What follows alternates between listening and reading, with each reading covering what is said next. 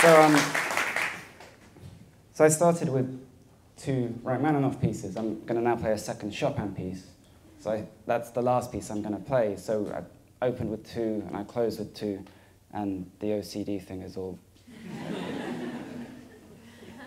I'm not quite sure why you're laughing, but okay. You should actually be thanking me, because if I don't, then bad things will happen. Whatever, I don't care.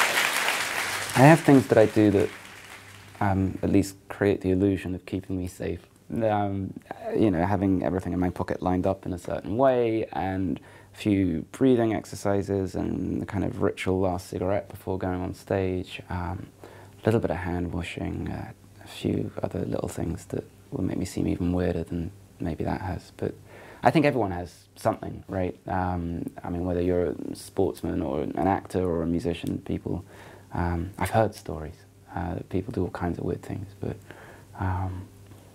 yeah, I think it's just about trying to feel safe and in control.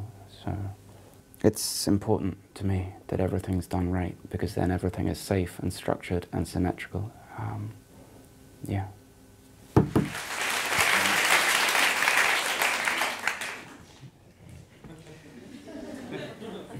Holiday love.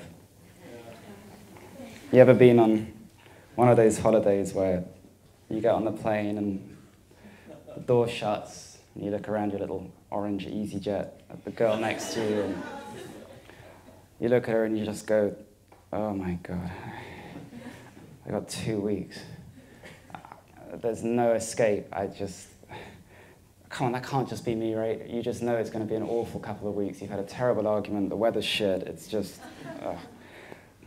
And Chopin and Georges Sand were in Spain, and they were having exactly that kind of situation, albeit without the planes. And it was pissing with rain, and they rented this little house. And thankfully, in the house was an attic, and in the attic was a piano, and on the door was a lock. I can't tell you how many times I've been on holiday where I wish there was a little attic with a piano and a lock on the door.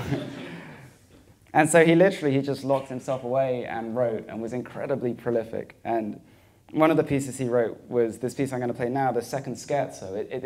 It's the longest piece I'm going to play, but for those similar to me with slight ADHD tendencies, it's still less than half the length of an episode of Friends.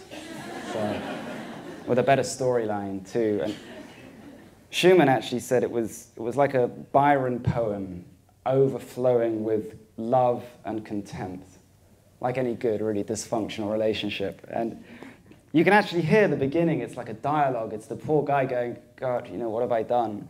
And the woman kind of shrieking at him, if you don't know, I'm not going to tell you. And you know, standard stuff. And scherzo, as you know, means joke, but this isn't Chris Rock, haha. It's more kind of Jimmy Savile funny. Too soon. Anyway, so this, to finish, is Chopin's second scherzo.